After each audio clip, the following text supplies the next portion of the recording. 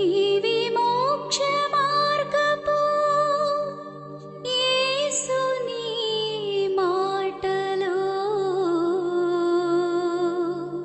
ఇవి మహిమకరమైన దేవుని పలుకులు, ఇవి మహిమకరమైన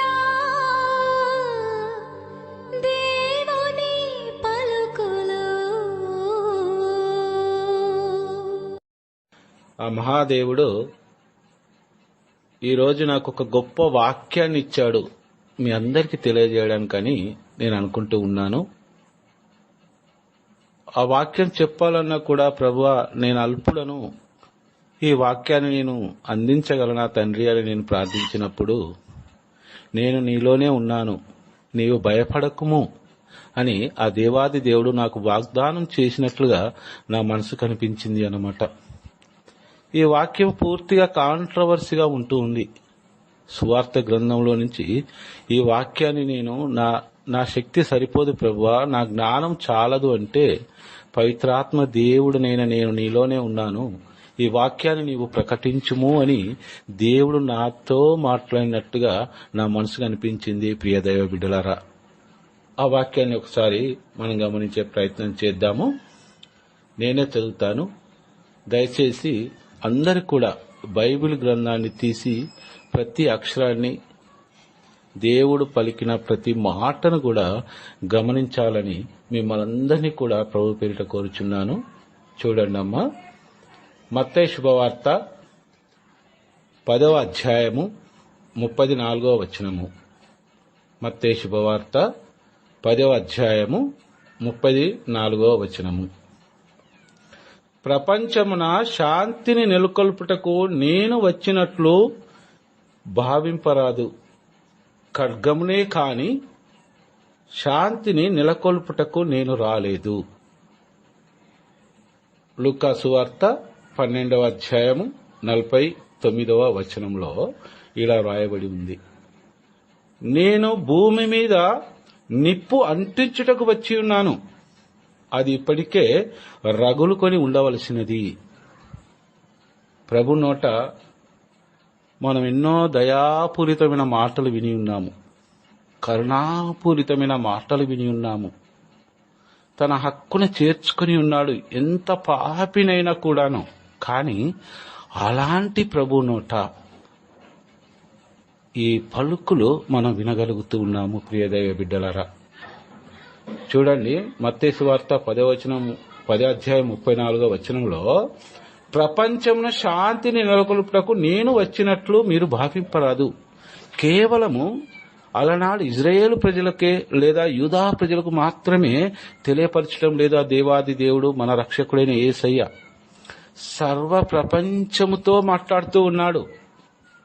కేవలం ఒక ప్రాంతమునకో ఈ వాక్యాలు లేదా ఒక దేశమునకు సంబంధించినట్టుగా మాట్లాడడం లేదు. ఆ దేవాది దేవుడు విశ్వ సృష్టితో మాట్లాడుతూ ఉన్నాడు.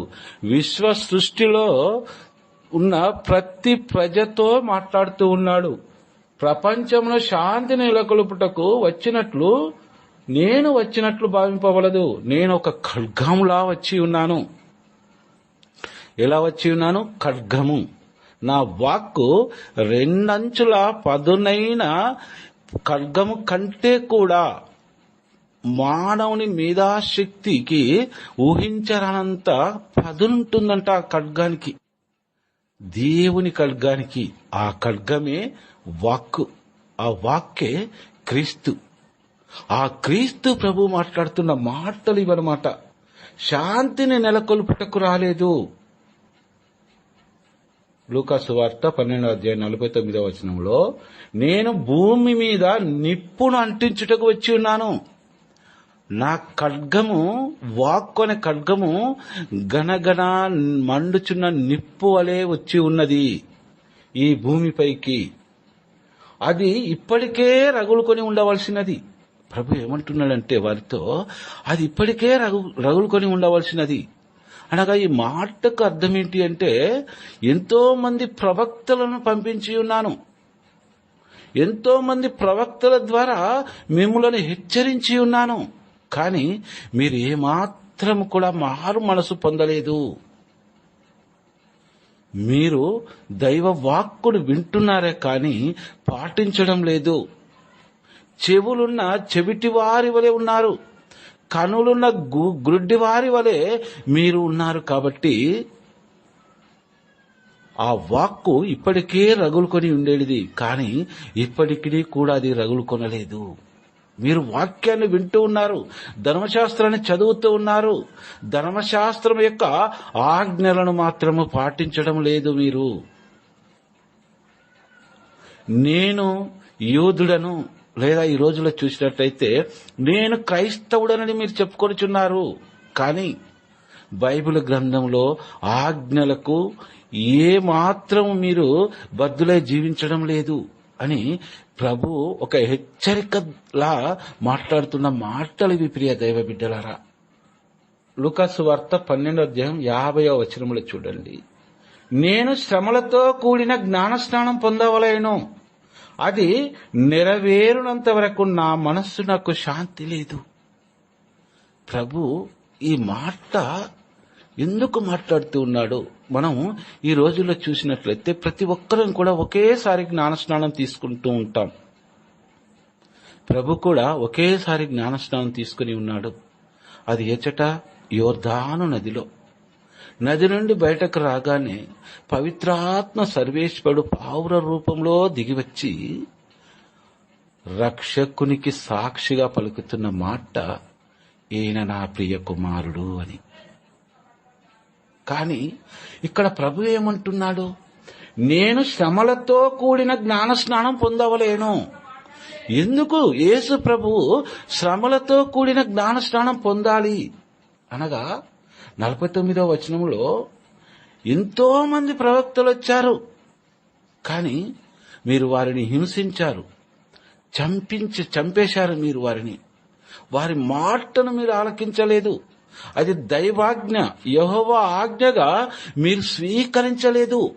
మీకు వారు మాట్లాడే ప్రతి మాట కూడా మీ హృదయాలకు గుణపంలా గుచ్చుకున్నాయి. కాబట్టి మీ పాపపు జీవితాన్ని మార్చుకోలేక వారిని మీరు చంపేశారు. అది ఇప్పటికే రగులుకొని ఉండాలి. ఆ ఖడ్గము, ఆ వాక్కు, యెహోవా వాక్కు అనే ఖడ్గము ఇప్పటికీ రగులుకొని ఉండాలి. కానీ మీలో ఎలాంటి మార్పు చెందలేదు. మీరు మీ విలాసవంతమైన జీవితాలు, మీ పాపపు జీవితాలు జీవిస్తూనే ఉన్నారు. కాబట్టి ఈరోజు మీ కొరకు, పాపులైన మీ కొరకు నేను శ్రమలతో కూడిన జ్ఞానస్నానము పొందవలెను. ప్రియ దైవ బిడ్డలారా, ఈ వాక్యాన్ని చాలా బాగా అర్థం చేసుకోవాలి.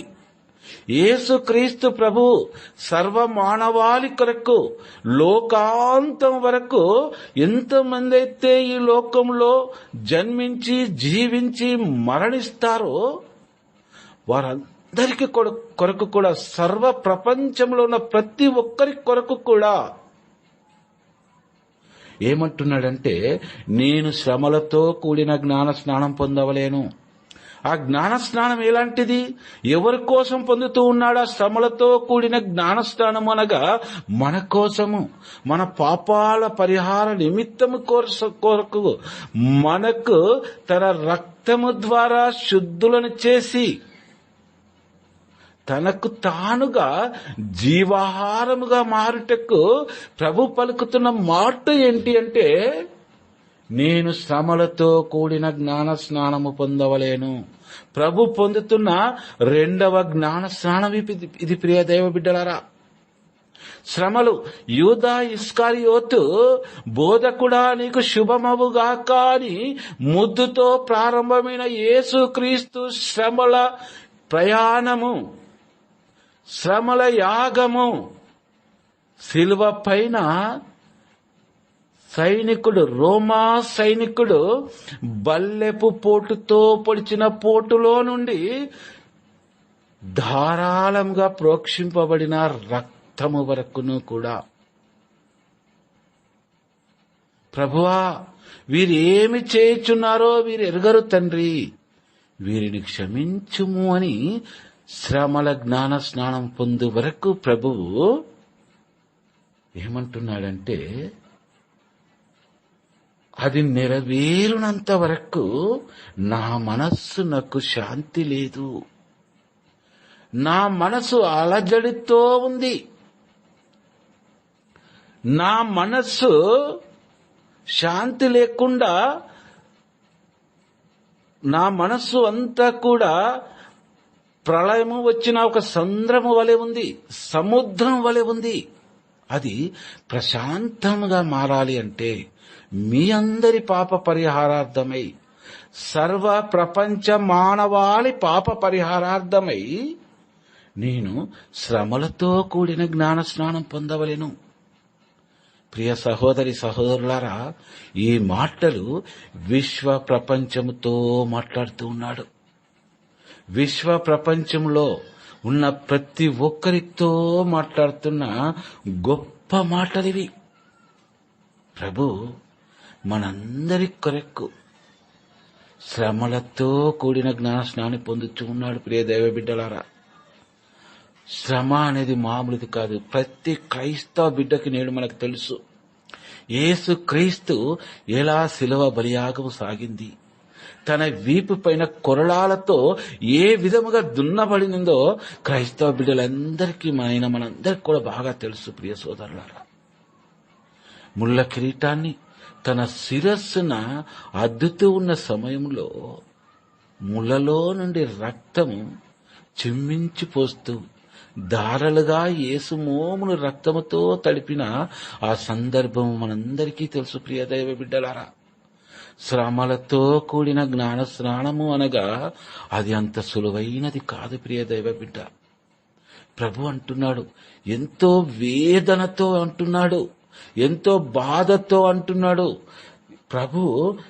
ప్రభు హృదయంలో శాంతి లేదు. మీరిక ఏ విధముగా మారుతారు? చివరిగా నాకు నేనుగా శ్రమల జ్ఞాన స్నానం పొందుటకు సంసిద్ధుడయ్యాను, మీ ప్రతి ఒక్కరి పాప పరిహారార్థమై అని ప్రభు ఈ వాక్యం ద్వారా మనకు తెలియజేస్తున్నాడు. ప్రియదైవ బిడ్డ, అమ్మ, వాక్యం అర్థమవుతుందా తల్లి?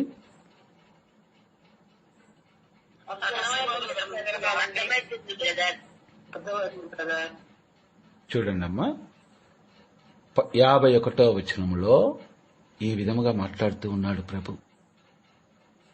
నేను ఎప్పుడైతే శ్రమల జ్ఞానస్నానం పొందినానో అది కళ్ళార చూసిన మీరును, లేదా చూడక నమ్మి విశ్వసించిన వారును, యుగ యుగముల వరకు, తరతరముల వరకు, లోకాంతం వరకును కూడా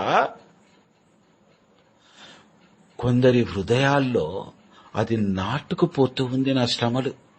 నా శ్రమలతో కూడిన మరణము నాటుకుపోతూ ఉంది.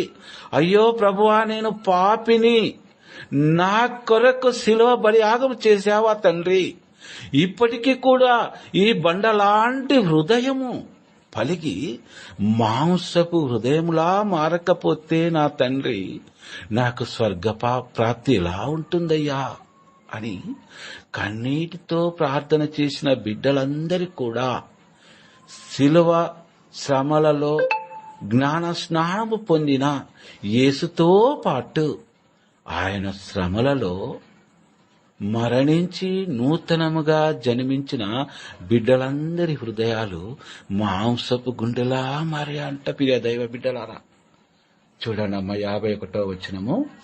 నేను భూమి మీద శాంతిని నెలకొడుపుటకు వచ్చితినని మీరు తలంచున్నారా?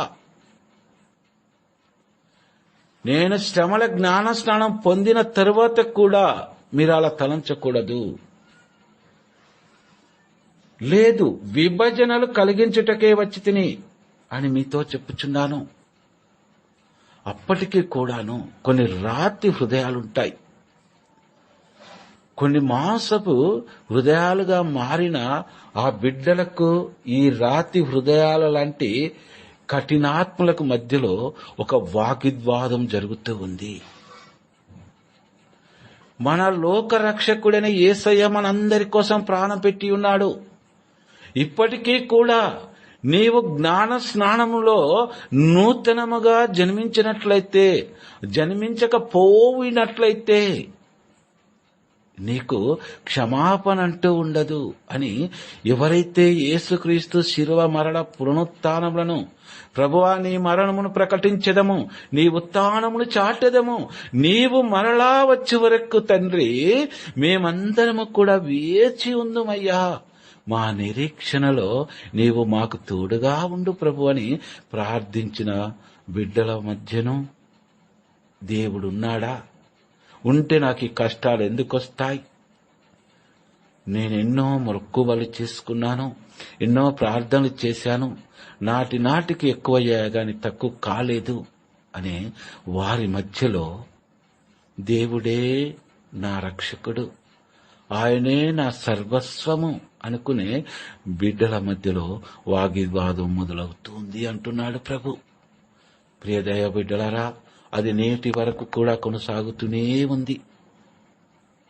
నేను ఒక గృహంలో చూశాను, ఇదే మన ప్రార్థనను ఆలకిస్తున్న ఒక బిడ్డ 8 గంటలు కాగానే మొబైల్ ఆన్ చేయగానే ప్రార్థన వింటూ ఉంటే జాబ్ చేస్తూ వర్క్ ఫ్రం హోమ్ చేస్తున్న తన కూతురు అంటుంది, అమ్మా నాకు మీటింగ్ ఉంది, నీవు ప్రార్థన వినకు, వింటే బయటకు వెళ్ళి విను అంటే, అమ్మా బయటకు వెళ్తే సిగ్నల్ రాదు తల్లి అంటే, నాది ఇంపార్టెంట్ అయిన మీటింగు, ఈ రోజు కాకపోతే రేపు వాక్యాన్ని వినొచ్చు, ప్రతిరోజు వస్తూ ఉంది కదా ఆన్లైన్లో వాక్యము, ఈ ఒక్కరోజు వినపోతే నష్టమేముంది? నువ్వేమైనా పాపాత్కురాలుగా మారిపోతావా? నేను విన్నాను దైవ బిడ్డ. ప్రభు అంటున్నాడు, సమయం అనుకూలమైనది. ఈ రోజు నువ్వు వింటున్నావంటే ఈ వాక్యాన్ని, రేపు ఇదే వాక్యాన్ని నువ్వు రేపు వినలేకపోవచ్చు. ఈ విధముగా నానా రకాలుగా శోధనలు ఎదురవుతూ ఉంటాయి. మనం వాక్యము వినే సమయాన్నే ఎవరో బంధువులు వస్తారు, లేదా ఏదో అర్జెంట్ కాల్ వస్తూ ఉంది, పక్కకు పెట్టిస్తాము మనం. ఈ విధముగా మనం ఒక పోరాటంలో పడిపోతూ ఉంటాం. ప్రభు అదే అంటున్నాడు, అది నేటి వరకు కూడా కొనసాగుతూ ఉంది. ఆ స్త్రీ ఎంతో బాధపడింది. అయ్యో, ఈరోజు నేను వాక్యాన్ని వినలేకపోతూ ఉన్నానే, ఈరోజు నా గురించి, నా జీవితం గురించి దేవుడు నాతో ఏమైనా మాట్లాడబోతున్నాడేమో, నేను మిస్ అవుతున్నానే. కానీ ఏమీ అనలేని పరిస్థితి ప్రియదైవ బిడ్డ. అలాంటి సందర్భాలు ఇదే విధంగా కాకుండా రకరకాల సందర్భాలలో కొన్ని గృహాలలో సంభవిస్తూనే ఉండవచ్చు. ప్రియ దైవ బిడ్డ, ఈరోజు నీవు ప్రార్థనలో పాల్గొంటున్నావంటే పవిత్రాత్మ దేవుడి ప్రేరణ ద్వారానే పాల్గొంటున్నావు. అదొకటి గుర్తుంచుకోవాలి మనం. సాతాను ప్రేరేపిస్తూ ఉంది, ఈరోజు కాదు రేపు వినొచ్చు అని.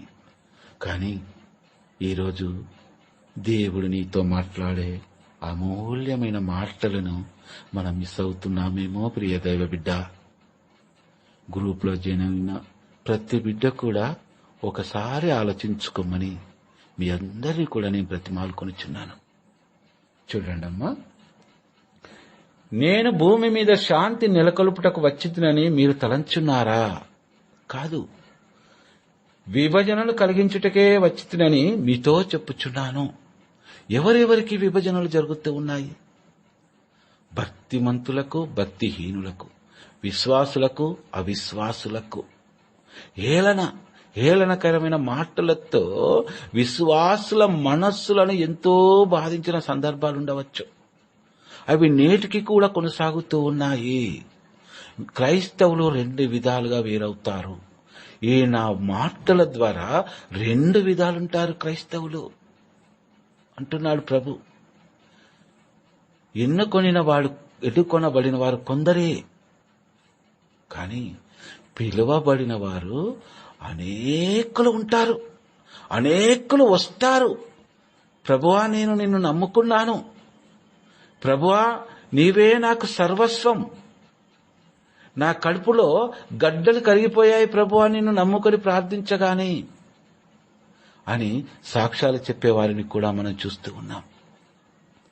కొన్ని రోజుల తర్వాత వారే సైతాను సంబంధికులుగా మారిపోవడం కూడా మనం చూస్తూ ఉన్నాం. ప్రియ దైవ బిడ్డలారా, ప్రభు ఏమంటున్నాడంటే, నా చేయి పట్టుకునేవారు నా చేయి సులువుగా విడిచిపెట్టగలరు, కానీ నేను చేయి పట్టుకుంటే వారు విడిపించుకోలేరు. ఎందుకంటే వారు నా బిడ్డలు, నన్నంటి పెట్టుకొని ఉండగలరు అని ప్రభు తెలియపరుస్తూ ఉన్నాడు. ప్రియ దైవ బిడ్డలారా, చూడండి అమ్మా,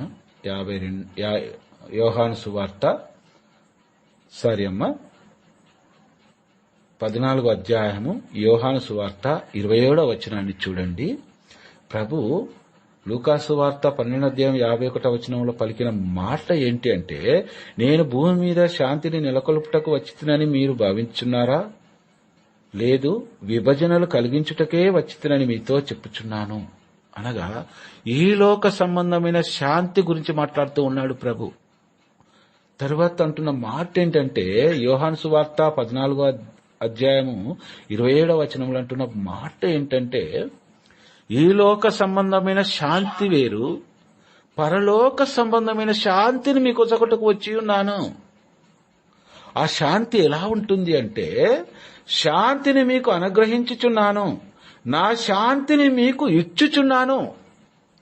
నేను శ్రమల జ్ఞాన స్నానము పొందుటకు కారణం ఏంటి అంటే, ఆ శ్రమల జ్ఞాన స్నానములో నుంచి వస్తున్న నా శాంతి పరలోక సంబంధమైన శాంతి. అది ఈ లోక సంబంధమైన శాంతి కాదు.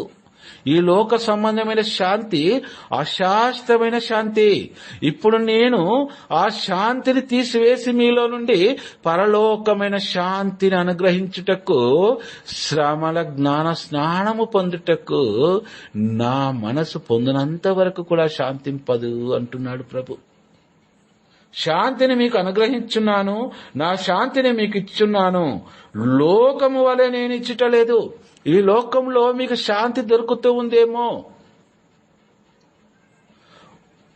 డబ్బు వెచ్చిస్తే తాత్కాలికమైన శాంతి, సంతోషము, ఆనందము, సమాధానాలు మీకు దొరుకుతాయేమో, కానీ నేను మీకు ప్రసాదించు పరలోక శాంతి, ఈ లోకంలో ఉన్న సంపదలన్నింటినీ కూడా వెచ్చించినా కూడా అలాంటి శాంతిని మీరు పొందలేరు.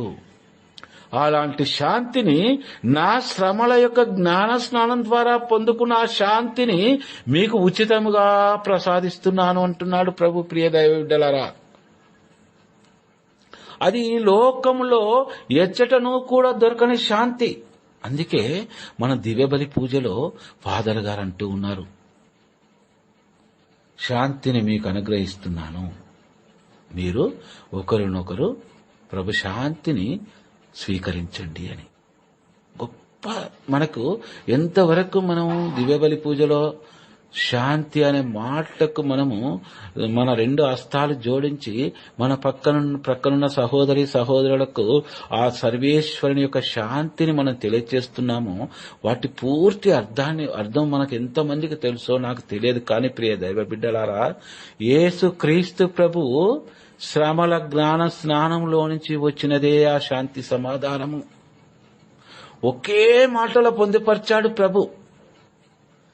శిలువ మరణ శ్రమల పునరుత్థానము అంతయు కూడా ప్రభు శాంతి సమాధానాలు మీరు స్వీకరించండి.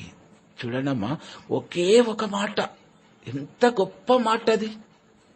మనము మన తోటి సహోదరి సహోదరులతో ఆ శాంతిని పంచుకుంటూ ఉన్నాము.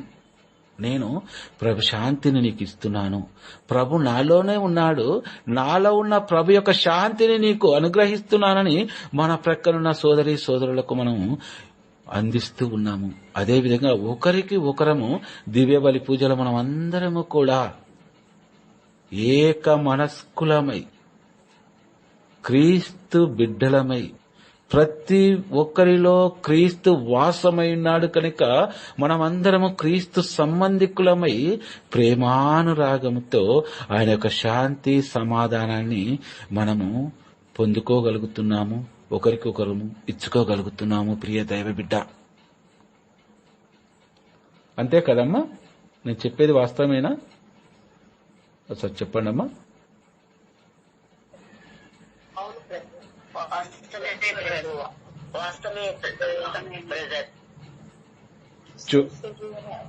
చూడనమ్మా 52వ వచనము. 52వ వచనాన్ని గమనించండి. ఇక నుండి ఒకే ఇంటి యందు 5గురున్నచో వారిలో 3కి వ్యతిరేకముగా ఇద్దరికి వ్యతిరేకంగా 3 విరోధులగుదురు. ఈ రోజుల్లో కూడా ఇవి జరుగుతూనే ఉన్నాయి. 2000 సంవత్సరాలకు పూర్వము పలికిన యేసు మాటలు ఇప్పటికీ జరుగుతూనే ఉన్నాయి, ఇంకా ముందు ముందు జరుగుతూనే ఉంటాయి. ఎందుకంటే క్రీస్తుని మనం ఎప్పుడైతే పొందుకోగలుగుతామో, ఎన్ని అవమానాలైనా, ఎన్ని హింసలైనా, ఎన్ని హేళనకరమైన మాటలైనా మనం సంతోషముగా భరించుటకు మనం సిద్ధంగా ఉంటాం ప్రియ దైవ బిడ్డ. అంతేకాకుండా నిండు విశ్వాసముతో మనను ద్వేషించి దూషించిన బిడ్డల కొరకు మారు మనసు పొందాలని మనం ప్రార్థిస్తూ ఉంటాం. దేవుడు మనకిచ్చిన గొప్ప వరం ఏంటంటే ఆయన శాంతిని పొందుకోవడం.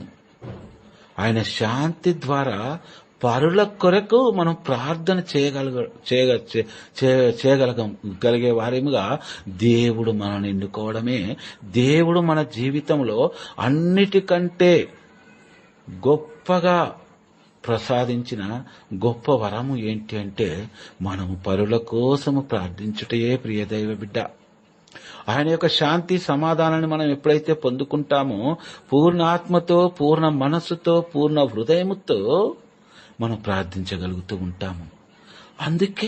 అందుకే ప్రభువు నీ ద్వారా నా ద్వారా స్వస్థత చేస్తున్నాడు ప్రభు అంటే మనము కాదు, అక్కడ మనలో ఉన్న క్రీస్తు ప్రభు స్వయముగా వారిని స్వస్థపరుస్తూ ఉన్నాడు ప్రార్థన రూపంలో.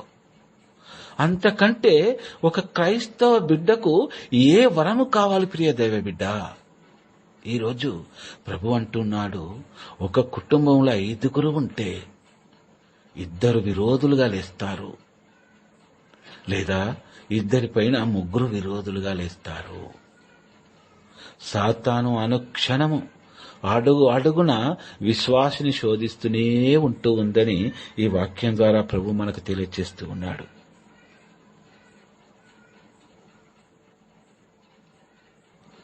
చూడనమ్మా,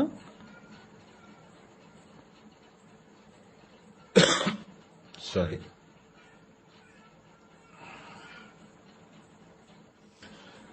కాబట్టి ఎజ్కేల్ ప్రవక్త ఏమంటున్నాడంటే, ఎజ్కేలు గ్రంథము 7వ అధ్యాయము 25వ వచనంలో, నిరాశ మీ మీదికి ఎత్తివచ్చును, మీరు శాంతిని బడయగోదులు, కాని అది మీకు దుర్లభమగును.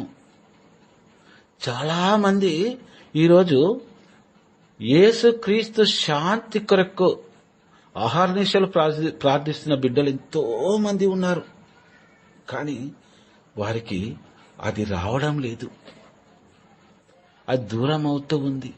వారి పాపపు జీవితం ద్వారా వారు ప్రార్థిస్తూ ఉన్నారు, మోకాళ్ళ ప్రార్థన చేస్తూ ఉన్నారు, 3 గంటల ప్రార్థన కూడా చేస్తూ ఉన్నారు ఉదయకాలంలో. కానీ ఈ లోకాశలను వదిలిపెట్టడం లేదు.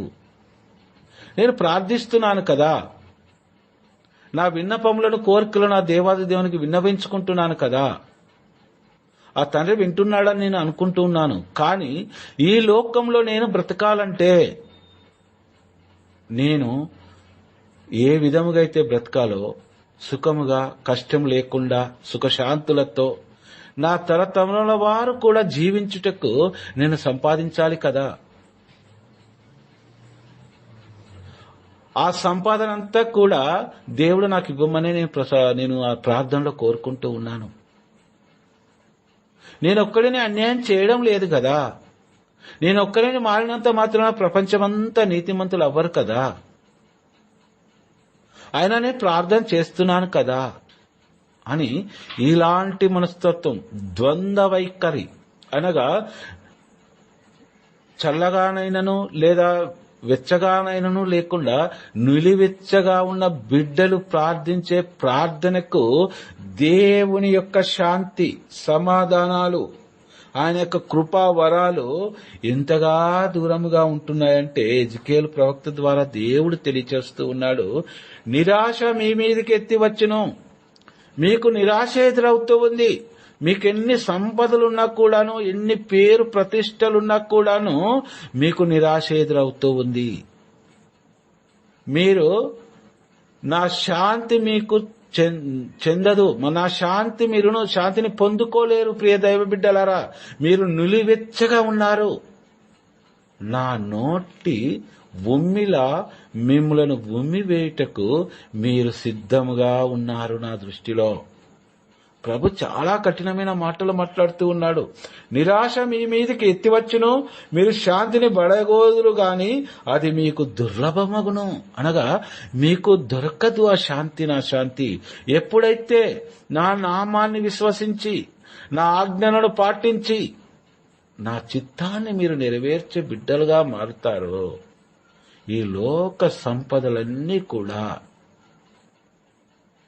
ప్రభువా నీ నామం ముందు ఎందుకు కొరగావు తండ్రి అని నీవెప్పుడైతే నిండు మనసుతో విశ్వసించి ప్రార్థించగలుగుతావో అప్పుడు శ్రమలతో కూడిన, శ్రమలలో నుండి వెలువడిన ఆ నా శాంతిని నీవు పొందుకోగలుగుతావని ఈ వాక్యం ద్వారా ప్రభు మనకు తెలియచేస్తూ ఉన్నాడు. ప్రియ సహోదరి సహోదరులారా, సర్వ సృష్టికర్త అయిన సర్వేశ్వర, మా రక్షకుడు అయిన తండ్రి, ఇప్పటి వరకు నీవు మాతో మాట్లాడిన ప్రతి మాటను తండ్రి మేమందరం కూడా మా హృదయాంతరంగంలోనికి చేర్చుకుని ఉన్నామయ్యా.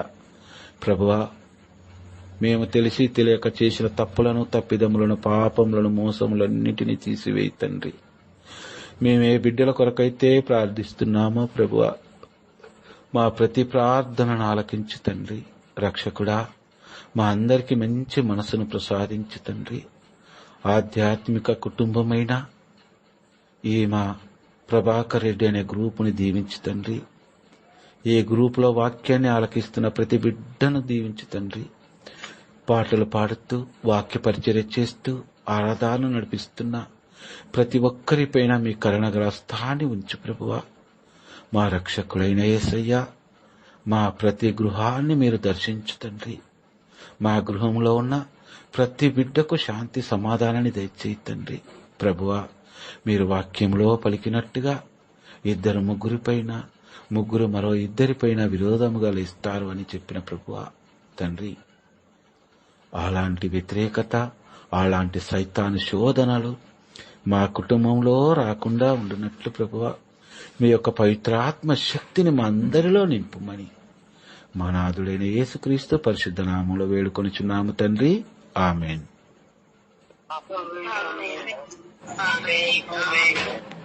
మనసున్న మంచిదేగా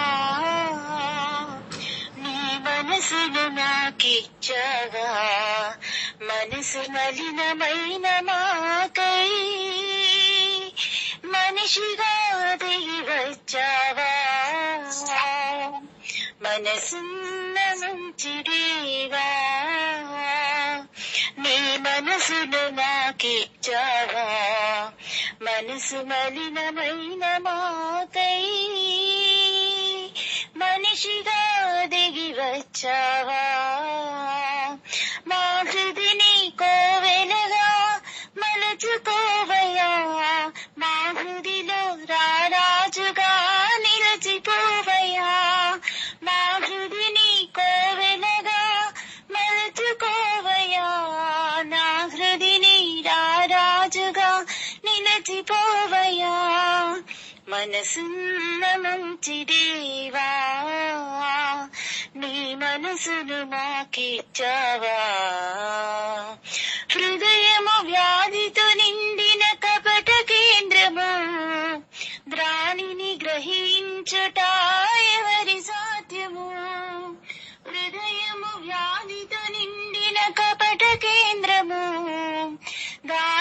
గ్రహించుట ఎవరి సాధ్యము? అంతరంగమును పరిశీలించు యేసయ్యా, స్థిర మనసుతో నీ దారిన సాగనీవయ్యా. మనసు మర్మమెరిగిన మహనీయుడా, మనసు మార్చగలిగిన నిజ దేవుడా, నా హృదిని కోవెలగా మలచుకోవయ్యా. నా హృదిలో రారాజుగా నిలిచిపోవయ్యా.